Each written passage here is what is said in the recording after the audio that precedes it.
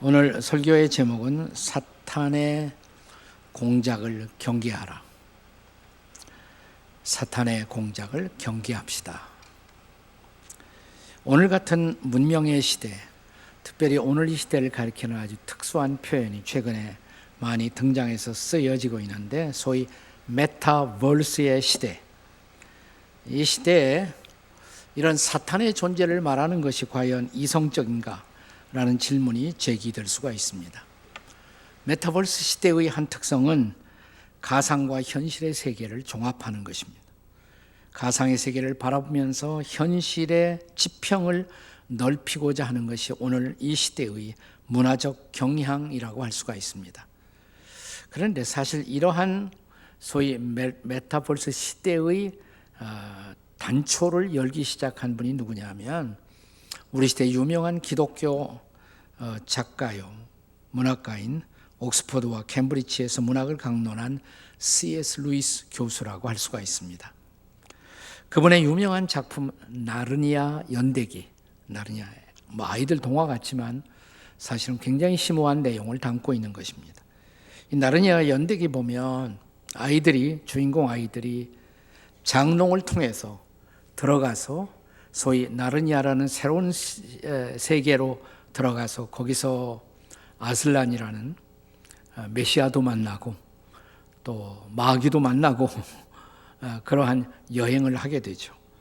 혹은 기차가 갑자기 바뀌면서 그런 새로운 시대로 들어가기도 하고, 벽에 걸려있던 파도 치는 그림이 반드시 파도를 치더니 배를 타고 새로운 세계로 여행을 떠나기도 하고, 이미 그런 가능성, 다시 말하면 현실과 가상의 세계를 넘나드는 모험을 우리에게 제공한 바가 있습니다. 그런데 루이스 교수는 이 나르니아 연대기 못지않게 또 하나의 중요한 작품을 저술했습니다.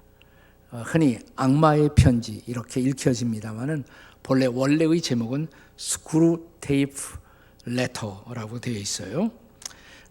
이 아저씨 마귀가 조카 귀신, 조카 마귀에게 사람들을 유혹하기 위해서 어떤 전략을 써야 하는가를 함께 대화하고 있는 그런 내용입니다. 자, 이 책을 통해서 루이스 교수는 사탄이라는 존재에 대해서 두 가지 익스트림, 극단적 견해가 있는데 이 두 가지 극단을 경계하라고 가르칩니다. 하나의 극단은 사탄을 지나치게 믿고 두려움에 빠지는 것, 이것이 하나의 극단이라면, 또 다른 하나의 극단은 사탄의 존재를 믿지 않고 방심하는 것입니다. 우리가 사탄이 존재하지 않는다면 사탄을 걱정할 필요가 없겠죠. 그래서 방심할 수가 있어요. 사실은 그런 사람이야말로 사탄의 제물이 되기가 쉽다고 루이스 교수는 경계합니다. 루이스는 많은 가상세계 또 가상의 현실을 우리에게 얘기해 주었습니다마는, 그러나 두 가지 존재만은 결코 가상적 존재가 아니라고 말합니다. 이 두 가지 존재가 뭐냐? 하나님 그리고 사탄 마귀, 이 두 가지 존재는 결코 가상적 존재가 아니라고 말합니다. 그렇습니다. 사탄은 가상현실의 존재가 아니고 살아있는 존재입니다. 실제하는 영적인 존재이고 힘이 있는 파워풀한 존재로서 하나님과 하나님의 백성들을 대적하고 있다고 말합니다. 그래서 우리는 사탄을 두려워하고 사탄을 경계할 수 있어야 한다라고 말합니다. 오늘 우리가 함께 읽은 성경 본문 누가복음 22장 본문의 정황을 살펴보면, 예수님의 지상생애의 거의 마지막, 이제 마지막 유월절이 다가오고 있었습니다. 예수님 당시에 그가 메시아라는 소문과 함께 백성들의 관심이 온통 예수에게 모아지자 예수를 경계하던 당시의 종교 지도자들은 이제 이 명절이 가까운 그 시각에 예수 제거의 음모를 꾸미기 시작합니다.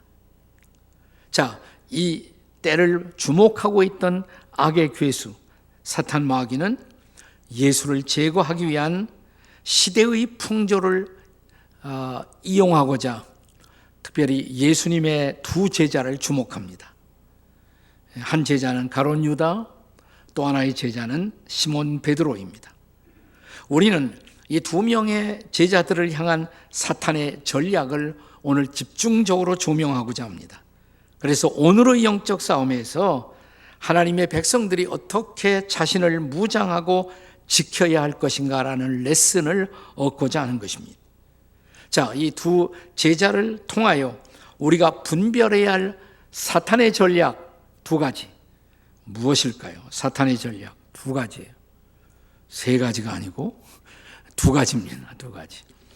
첫째는 사탄이 들어와 지배하지 못하게 하라는 것입니다. 따라서 할까요? 사탄이 들어와 지배하지 못하게 합시다. 자, 본문 3절을 보겠습니다. 본문 3절 같이 읽습니다. 시작. 12 중에 하나인 가롯인이라 부르는 유다에게 사탄이 들어가니 그랬습니다.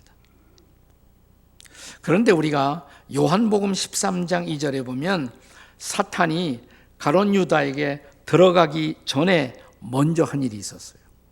그걸 우리가 주목할 필요가 있습니다. 요한복음 13장 2절입니다. 같이 읽습니다. 시작. 마귀가 벌써 시몬의 아들 가롯인 유다의 마음에 예수를 팔려는 생각을 넣었더니, 그러니까 마귀가 들어가기 전에, 사탄이 들어가기 전에 먼저 유다의 마음속에 예수를 팔고자 하는 생각을 집어넣었다는 것입니다. 네, 그래서 생각이 중요한 거예요. 자, 생각이라는 이 단어에 본문에 쓰여진 원어에 카르디아라는 히라보 단어가 쓰여지는데 이 단어는 마음으로도 번역될 수 있는 단어입니다. 우리는 생각과 마음이 조금 다르다고 생각할 수가 있습니다. 그래서 생각은 흔히 머리로, 또 마음은 흔히 가슴으로 이렇게 이해를 되고 있지만 이 두 가지는 사실 분리될 수가 없습니다. 왜냐하면 생각이 마음을 지배하기 때문입니다. 그러므로 성경은 지속적으로 우리에게 마음 관리에 유의할 것을 가르칩니다. 잠언 4장 23절의 말씀을 기억하십니까? 우리 같이 읽어요. 시작. 무릇 지킬 만한 것 중에 더욱 내 마음을 지키라. 생명의 근원이 이에서 남이니라. 뭘 지키라고 그랬어요? 마음. 옆에 사람 보시고 마음을 지킵시다 해보세요. 마음을 지킵시다. 마음 관리가 바로 영성 관리의 길입니다. 자, 마음의 관리는 마음에 우리가 무엇을 넣고 살아가느냐가 결정하는 것입니다. 영어권 사람들이 자주 하는 말 가운데 이런 말이 있습니다. You are what you eat. You are what you eat. 자, 내 모습은 내가 먹는 것이 너를 만든 것이다 이 말입니다. 다시 말하면 인풋이 우리의 아웃풋을 결정한다는 것입니다. 우리가 종종 우리 주변 사람들에게 듣는 말 가운데 이렇게 말하는 사람이 있어요. 뭐냐면 나는 아무것도 안 먹는데 자꾸 살이 찐다. 이런 소리 들어보셨죠? 이런 것을 뭐라고 말합니까? 새빨간 거짓말이라고 말하는 것입니다. 이런 사람일수록 간식은 식사가 아니라고 생각합니다. 그래서 간식은 마음대로 처먹고 아무것도 먹지 않았다고 생각하는 것입니다. 네. 사실은 먹은 것이 우리의 모습을 결정하는 것이에요. 근데 마음도 마찬가지예요. 내 마음이 무엇을 먹느냐, 그거에 따라서 우리 마음의 상태가 결정된다는 것입니다. 그러니까 무엇을 우리 마음에 유입하고 있느냐라는 것은 일상적 우리의 습관과 깊이 연관되어 있습니다. 우리의 독서, 무슨 책을 읽으세요? 텔레비전, 무슨 텔레비전 드라마를 최근에 보십니까? 유튜브, 미디어 청취, 뭘 보고 시간을 보내십니까? 우리의 스마트폰에서 보고 듣는 그 모든 것이 우리의 마음을 살찌우고 있는 것입니다. 자, 사탄 마귀가 당시 유대의 지도자들이 예수를 어떻게 죽일까 그런 궁리를 시작하자 야, 좋은 때다. 마침 또 예수님의 제자 유다가 이런 풍조에 야합할 수 있는 생각을 하고 있었단 말이죠. 그래서 유다의 마음속으로 사탄 마귀가 진입할 전략을 세운 것입니다. 그런데 여러분, 만약 유다가 주의 말씀을 사모하고 또 자기의 마음을 말씀으로 채우고 있었다면 사탄이 그런 시도를 할 수가 있었을까요? 시편 119편 11절 말씀을 기억하십니까? 같이 읽습니다. 시작. 내가 주께 범죄하지 아니하리하여 주의 말씀을 내 마음에 두었나이다. 아멘. 자, 시편 기자는 다시 이렇게 기도합니다. 같은 시편 119편 36절입니다. 같이 읽습니다. 시작. 내 마음을 주의 증거들에게 향하게 하시고 탐욕으로 향하지 말게 하소서. 내 마음을 주의 증거들, 주의 증거들이 율법 혹은 말씀을 뜻하는 것이죠. 내 마음이 주의 증거를 향하게 하시고 탐욕으로 향하지 말게 하소서. 그런데 불행하게도 가룟 유다는 주의 말씀보다도 예수를 제거하려는 당시의 유대 지도자들과 야합해서 어떻게 돈을 좀 벌어볼까 라는 욕망에 사로잡히기 시작한 것입니다. 우리가 글을 쓰는 문학가들 가운데는 종종 가룟 유다를 지성적으로 미화시키는 작가들이 있어요. 하지만 유다가 예수님을 판 동기는 직설적으로 간단한 것입니다. 성경이 그것을 직설적으로 표현합니다. 본문 4절이야 6절의 말씀을 보십시오. 같이 읽습니다. 시작. 이에 유다가 제사장들과 성전 경비대장들에게 가서 예수를 넘겨줄 방도를 의논하며 그들이 기뻐하여 돈을 주기로 언약하는지라. 유다가 허락하고 예수를 무리가 없을 때에 넘겨줄 기회를 찾더라. 그러니까 유다가 예수님을 판 동기 간단해요. 뭐 때문에? 돈 때문에. 돈에 대한 욕심이었습니다. 그는 어쩌다 예수님의 제자들 가운데 그 반열에 들어갔습니다마는 돈에 대한 욕망을 통제할 수 있는 더 높은 영적 욕구가 없었어요. 여러분, 욕망이라는 것은 없어지지 않습니다. 그게 인간의 생물학적 본능이에요. 욕망은 없어지지 않아요. 근데 욕망은 통제할 수 있어요. 욕망을 통제하려면 그 욕망보다 더 높은 욕망이 있어야 돼요. 그러니까 추한 욕망을 통제하기 위해서는 그 추한 욕망을 통제할 수 있는 더 거룩한 욕구가 우리에게 필요한 것입니다. 야고보서 1장 14절 15절의 말씀을 기억하십니까? 같이 읽겠습니다. 시작. 오직 각 사람이 시험을 받는 것은 자기 욕심에 끌려 미혹됨이니 15절. 욕심이 잉태한 즉 죄를 낳고 죄가 장성한 즉 사망을 낳느니라. 아멘. 동의하시죠? 네. 자, 욕심이 우리를 끌어가는 거예요. 그런데 그 말씀 바로 다음에 야고보는 이렇게 말합니다. 형제들아, 속지 말라. 나를 이끌어가는 그 욕망의 포로가 되지 말고 속지 말라, 이 말이에요. 그리고 이어지는 말씀이 야고보서 1장 17절입니다. 자, 주목해서 보세요. 같이 읽습니다. 시작. 온갖 좋은 은사와 온전한 선물이 다 위로부터 빛들의 아버지께부터 내려오나니 그는 변함이 없으시고 회전하는 그림자도 없으시니라. 아멘. 자, 무슨 말씀이십니까? 사탄으로 말미암은 욕심, 사탄이 미끼로 우리 마음속에 던지고 있는 욕심은 결국 우리에게 죄와 사망을 가져다 줄 뿐이지 결코 좋은 것을 우리에게 선물하지 못한다는 것입니다. 가장 좋은 선물, 가장 좋은 은사는 오직 빛들의 아버지 하나님에게서만 주어진다는 것입니다. 그러므로 자, 우리는 하나님을 열망하고 하나님이 주시는 것들을 구할 수 있어야 한다는 것입니다. 그러니까 내가 욕심 부리지 말아야지. 그럼 욕심이 더 발동해요. 그러니까 그 욕심에 미혹되지 않기 위해서 우리는 거룩한 것을 구해야 돼요. 하나님께 대한 갈망. 하나님, 내가 정말 하나님을 갈망합니다. 주님께 더 나오고 싶습니다. 그리고 하나님이 주시는 것들로 채워지기를 원합니다. 네. 그렇지 않고 우리가 거짓된 그리고 추한 욕심의 틈새를 보이고 있으면 사탄 마귀는 그 틈새를 타서 우리 마음 안에 들어와 우리를 지배한다는 것입니다. 가룟 유다가 바로 그런 사탄의 희생물이 된 것입니다.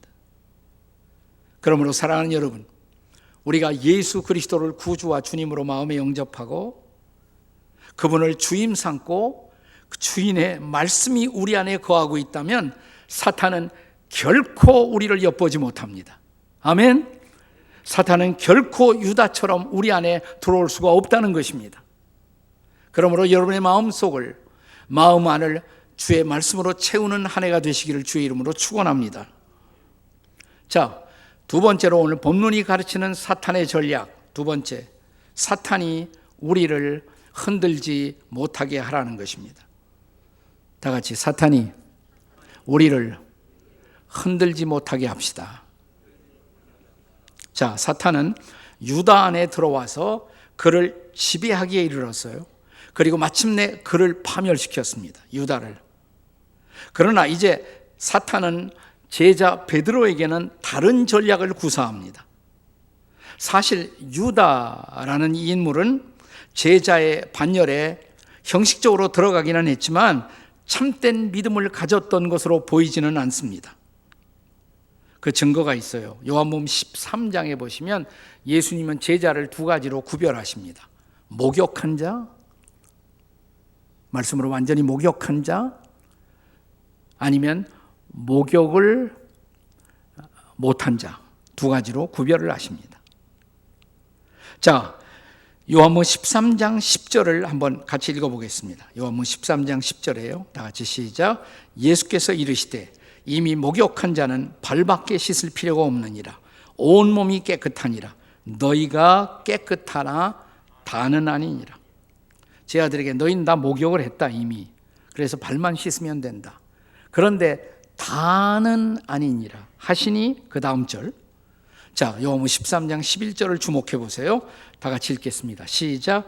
이는 자기를 팔 자가 누구인지 아심이라. 그러므로 다는 깨끗하지 아니하다 하시니라. 네, 보이세요? 이 말씀이? 여기서 예수님은 분명하게 목욕하지 못한 자로 누구를 지목하고 계세요? 가룟 유다. 맞습니다. 가룟 유다입니다. 그러니까 가룟 유다를 지금식으로 말하면 유다는 교회에 나오고 있고 또 교회 어떤 반열에 섬김의 반열에 동참하고 있을지도 모르지만 유다는 거듭나지 못한 교인인 것입니다. 따라서 사탄은 유다를 쉽게 점령할 수가 있었어요. 네, 그 안에 들어가 그를 지배할 수가 있었어요. 하지만 베드로의 케이스는 달랐다는 것입니다.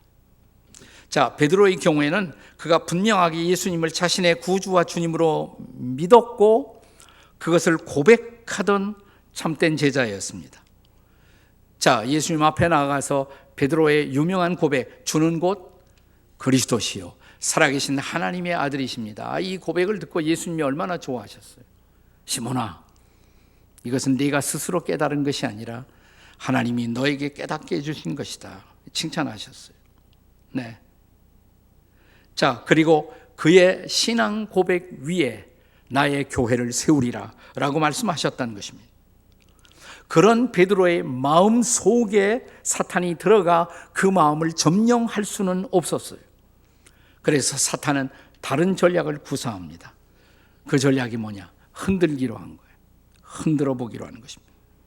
자, 본문 31절에서 예수님은 이런 사탄의 전략을 드러내고 계십니다. 31절 같이 읽습니다. 시작. 시몬아, 시몬아, 보라, 사탄이 너희를 밀가부르듯 하려고 요구하였으나. 네, 밀가부르는 거 아시죠? 밀가부르는 거. 네, 밀가부르듯 하려고 너를 요구하고 있다. 밀알 타작마당에서 밀이 더 이상 밀로 존재하지 못하도록 흔들고 흩어놓고 그 다음에 부숴버린다는 것입니다. 그런 전략을 구사하고 있어요. 혹은 이런 이미지를 생각해 보세요. 나무에 그 가지에 열매가 있어요. 그런데 열매를 맺지 못하도록 가지를 흔들고 있는 그 모습을 연상해 보십시오. 자, 사탄이 지금 베드로에게 이런 시도를 하고 있는 것입니다. 그가 열매 맺지 못하는 제자가 되도록, 그만 거기서 포기하도록 흔들고 있는 것입니다. 자, 그런데 그렇게 하기 위해서는 베드로는 누구에게 붙어 있느냐? 예수님께 붙어 있거든요. 예수님 허락을 받아야 돼. 그러니까 거듭난 구원받은 그리스도인들을 타락시키기 위해서는 사탄 마귀도 허락이 필요해요. 하나님의 예수님의 허락을 받아야 합니다. 마치 옛날 구약 성경에 사탄 마귀가 욥을 시험하기 위해서 누구의 허락을 받았습니까?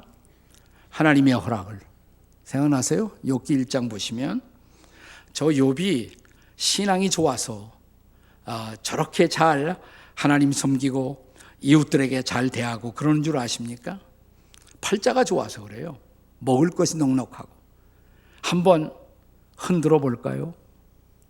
그때 하나님이 허락을 했어요. 그렇죠? 욥에게 허락을 했어요. 그래, 네 마음대로 해보라. 단 그의 목숨은 건드리지 말아라. 욥을 시험하기 위해서 하나님의 허락을 구했단 말이죠. 그러니까 마찬가지로 베드로에게도 그런 전략을 구사하는 것입니다. 그리고 예수님에게, 예수님, 저 따위 제자 예수님에게도 필요 없죠. 네, 예수님을 밤낮 욕이나 먹이는 제자, 제가 한번 마음대로 흔들어 보겠습니다. 오케이? 뭐 그런 식으로 접근을 한 거예요, 지금. 자, 그때 예수님의 답변을 보십시오. 32절의 말씀입니다. 같이 읽겠습니다. 시작. 그러나 내가 너를 위하여 내 믿음이 떨어지지 않기를 구하였노니 너는 돌이킨 후에 내 형제를 굳게 하라. 사탄이 욥을 시험하고자 할 때 그 시험의 한계를 정하시던 하나님. 그런데 내 종 욥의 목숨은 절대로 건드리지 못한다. 알겠습니다. 그런 거예요. 마찬가지로 이번에도 제자 베드로가 일시적으로 넘어지도록, 타락하도록 내가 한번 시험해 보는 것, 그것은 허용을 하겠지만 그가 다시 일어나 그는 회복할 것이다. 그리고 다른 사람들을 돕는, 형제들을 굳게 하는 리더의 자리에 그는 다시 세워질 것이다. 내가 그것을 위해서 내 제자 베드로를 위해서 중보할 거야. 이게 예수님의 말씀이에요. 자, 베드로는 분명한 믿음이 있었어요. 그리고 그는 믿음의 사람이었습니다. 그럼에도 불구하고 베드로의 믿음은 아직 시험을 혹은 고난의 시련을 통과하지 못한, 온전하지 못한 믿음이었던 것입니다. 베드로는 훗날 베드로 전서라는 편지를 씁니다. 그러면서 베드로 전서 4장 12절에서 이런 경고를 남깁니다. 이게 자기 경험이에요. 다 같이 읽겠습니다. 시작. 사랑하는 자들아, 너희를 연단하려고 오는 불시험을 이상한 일 당하는 것 같이 이상히 여기지 말라. 그런 시험이 있을 수가 있다. 불시험이, 불같은 시험. 베드로가 통과하잖아요, 잠시 후에. 자, 그런데 왜 이런 시험을 그리스도인들이 혹은 주님의 제자들이 통과하도록 주님은 허용하실까요? 자, 이번엔 베드로전서 1장 7절에서 우리는 베드로의 대답을 들어보겠습니다. 자, 1장 7절 같이 읽어요. 시작. 너희 믿음의 확실함을 불로 연단하여도 없어질 금보다 더 귀하게 되기 위해서. 다시 말하면 금이라는 것은 불을 통과할 때 모든 찌꺼기를 없애버리고 순수한 금이 돼요. 그러니까 더욱 순수한 금으로 재련하기 위해서, 이게 연단이에요.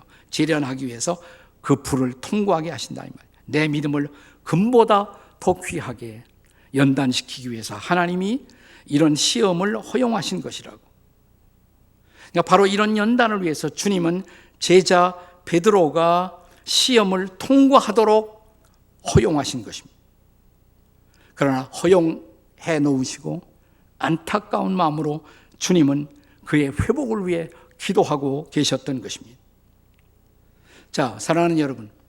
자, 베드로에게 있어서 이러한 연단이 필요했던 결정적인 인생의 약점이 무엇일까요? 뭐라고 생각하십니까? 오늘 본문 33절에서 우리는 그의 치명적 약점을 발견하게 됩니다. 같이 읽어보세요. 시작. 그가 말하되 주여 내가 주와 함께 오게도 죽는 데에도 가기를 각오하였나이다. 네가 시험에 빠졌다가 돌아올 것이라고 그러니까 주님 웃기시네요. 제가 시험에 빠진다고요?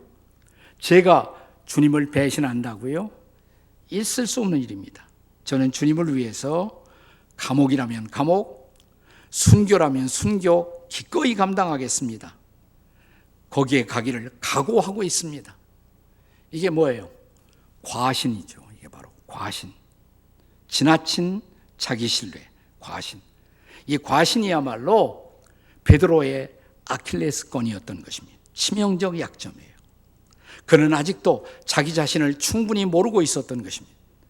그래서 스스로의 약점을 알도록, 그래서 벌거벗은 자기 자신을 대면할 수 있도록 그는 이 불시험을 통과하고 가슴 시린 통곡의 새벽을 맞이해야만 했었던 것입니다.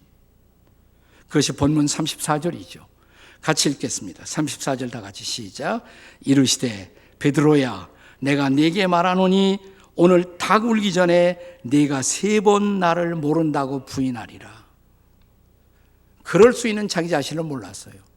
그러니까 신앙생활에 가장 위험한 것이 뭐냐면 자신만만해요. 자신만만. 이것처럼 위험한 것이 없어요. 네. 우리는 결코 자신만만해서는 안 돼요. 자신만만을 치유할 수 있는 처방책은 주신만만해야 합니다. 주신만만. 다 같이 주신만만. 네. 주님을 믿어야지 자기를 믿으면 안 된다. 자기. 자신만만. 네. 나를 믿을 수 없어서 우리 예수 믿는 거예요. 그래서 예수님을 구주와 주님으로 믿는 거예요. 그러니까 제가 자기 자신이 대단한 존재인 것처럼 고집 피우고 그런 사람이 있단 말이죠. 네. 자기를 몰라서 그래요. 자기가 어떤 존재인가를 몰라서 그런단 말이죠. 그러니까 이런 사람들이 쉽게 사탄의 도구가 될 수가 있는 것입니다. 자, 여기 32절에서도 주님은 베드로에게 네가 믿음 없는 사람이라고 하진 않았어요. 믿음이 있는 거 알았어요. 그런데 내 믿음이 떨어지지 않도록. 그러니까 그 믿음은 떨어질 수 있는 믿음이에요. 떨어질 수 있는 믿음. 그래서 떨어지지 않을 만큼 아직 충분히 연단되지 못한 믿음이었던 것입니다. 갈릴리 풍랑 파도 속에서도 그가 위험에 처하자 주님 구해 주세요 외치죠. 베드로가 그때 손을 내밀어 베드로를 건져내시면서 주님이 하신 말씀, 너 믿음이 없는 자여, 그러지 않으셨어요. 아, 믿음이 있어요. 그건 아세요. 예수님도 믿음이 작은 자여 그랬어요. 믿음이 작은 자여. 아직 이 풍랑을 이길 만큼 충분하게 성숙하지 못한 그의 믿음이었던 것입니다. 자, 그렇다면 이 제자 베드로를 통해서 우리가 배울 수 있는 사탄의 전략에 대비하는 우리의 자세, 무엇이어야 할까요? 자, 오늘 사탄의 전략 2가지를 생각했어요. 하나는 뭐예요? 우리 안에 들어오지 못하게 하려고. 제일 중요한 것이 뭐냐? 주님의 말씀이 우리 안에 있어야 돼요. 말씀으로 채워야 돼요. 또 사탄은 우리를 흔들어요. 흔들지 못하게 하려면, 자, 지금 흔들고 있는 이 베드로를 바라보면서, 제 아들을 보면서 안타까워서 주님은 이렇게 말씀하십니다. 너희가 시험에 들지 않게 깨어있어 기도하라. 자, 감람산 이 겟세마네 동산에서 잠시 후에 예수님이 가서 보니까 제자들이 또 잠에 들었어요. 그를 흔들어 깨어있어 하신 말씀, 너희가 1시간 동안도 나와 함께 깨어 있을 수가 없더냐? 단 1시간도 깨어 있을 수가 없더냐? 그리고 오늘 본문 누가복음 22장 46절 말씀 같이 읽겠습니다. 다 같이 시작. 이르시되 어찌하여 자느냐? 시험에 들지 않게 일어나 기도하라. 기도하라. 네. 예수님은 젠틀맨이세요. 그래서 어찌하여 자느냐? 저 같으면 안 그래요. 어찌하여 자빠져 자느냐? 난 그랬을 것 같아요. 나는. 네. 시험에 들지 않게 깨어 일어나 기도하라. 그러니까 우리를 흔드는 이 시험에 맞설 수 있는 준비는 하나밖에 없어요. 기도예요, 기도. 자, 사탄이 나를 흔들고 있다. 이 흔들림이 느껴지거든 즉각적으로 우리는 기도를 시작해야 합니다. 무릎 꿇어 기도해야 합니다. 기도 없이 우리를 흔드는 이 사탄의 시험을 이겨낼 수가 없습니다. 베드로는 이제 잠시 주님도 부인하고 그리고 가슴 아파 통곡하는 새벽을 지났습니다마는 눈물로 회개하고 일어나 다시 주의 은혜를 구하죠. 그리고 쓰임을 받습니다. 나머지 인생 쓰임을 받습니다. 사랑하는 여러분, 금년 한 해도 만만치 않은 사탄의 도전이 저와 여러분의 인생 가운데 있을 수가 있습니다. 이 사탄의 도전, 공격 앞에 어떻게 준비할까요? 사탄이 우리 안에 들어와 우리를 점령하는 그런 일이 발생하지 않도록, 사탄이 저와 여러분을 흔들지 못하도록, 사랑하는 여러분, 그 대비책은 우리가 밤낮 강조하는 기본이에요. 크리스천 신앙의 기본 두 가지예요. 뭐예요? 말씀과 기도인 것입니다. 근데 내가 말씀도 가까이 하지 않고 기도도 안 하고 말씀과 기도를 멀리하면 여러분, 사탄에게 이용당하면서도 우리가 그걸 몰라요. 사탄의 공작의 도구로 쓰임을 받으면서도 모른단 말이죠. 말씀과 기도를 멀리할 때 필연적으로 일어나는 사건이에요. 금년 한 해 우리가 이런 비극을 경험하지 않고 주님께 쓰임을 받고 자기 자신을 준비하고 지키고 이웃들에게 선한 영향을 끼치는 하나님의 사람으로 살기 위해서 우리가 해야 할 일, 신앙의 기본으로 다시 돌아와야 돼요. 다시 말씀을 열고 말씀을 내 마음속에 채우고 날마다 말씀으로 채우고 큐티하시고 날마다 기도에 무릎을 꿇고 흔들리는 유혹이 있을 때마다 주님 도와주세요. 저는 연약합니다. 저는 쉽게 넘어질 수 있는 인생입니다. 제가 저를 아오니 주의 은혜를 베풀어 주옵소서. 기도하심으로 사랑하는 여러분, 이런 사탄의 공격과 도전을 이기고 승리하는 한 해가 되시기를 주의 이름으로 축원합니다. 우리도, 우리 가정도, 우리 교회도, 우리 민족도 말씀과 기도를 붙들고 승리하는 한 해가 되시기를 주의 이름으로 축원합니다. 아멘.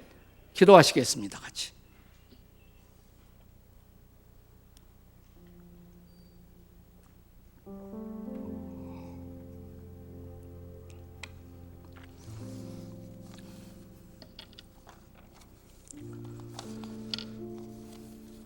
세월은 우리를 기다려주지 않습니다. 빠르게 지나갑니다.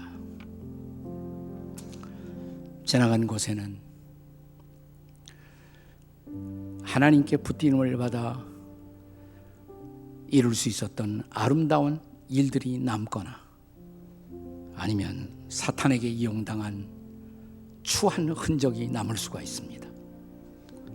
하나님, 저를 지켜주세요. 주님, 저를 보호해 주세요. 주님, 제게 말씀이 필요합니다. 주님, 제가 기도하겠습니다. 우리 다 같이 주님, 다 같이 주님, 주님, 저를 도와주시옵소서. 말씀으로 채워주시옵소서. 기도로 살게 하옵소서. 우리 주여 부르짖고 통성으로 함께 기도하시겠습니다. 주여, 우리가 기도합니다. 우리가 다시 말씀을 붙들고 기도하고 살아가겠습니다. 사탄의 도구로 살아가지 않도록, 사탄의 시험에 빠지지 않도록 우리를 지켜주시옵소서. 아버지 하나님, 우리가 온전히 주님을 바라보고 주님의 거룩한 능력을 사모하며 살아가는 주의 백성들이 되게 해 주시옵소서. 성령 역사하사 우리를 하나님이 쓰시는 종으로 삼아 주시옵소서. 주님, 나는 너무 연약한 존재입니다. 나는 너무 쉽게 시험에 들고 쉽게 사탄의 유혹에 빠지는 존재입니다. 저를 불쌍히 여겨주시고 저를 지켜주시옵소서. 내 안에 말씀으로 채워지는 한 해가 되게 하시고 기도에 무릎을 꿇고 살아가는 한 해가 되게 해 주시옵소서.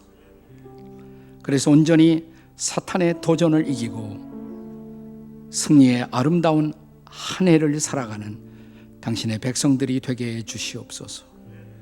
오 성령님, 우리의 마음에 거룩한 말씀으로 채우시며 기도의 영으로 채워 주시옵소서. 예수님의 이름으로 기도드립니다. 아멘.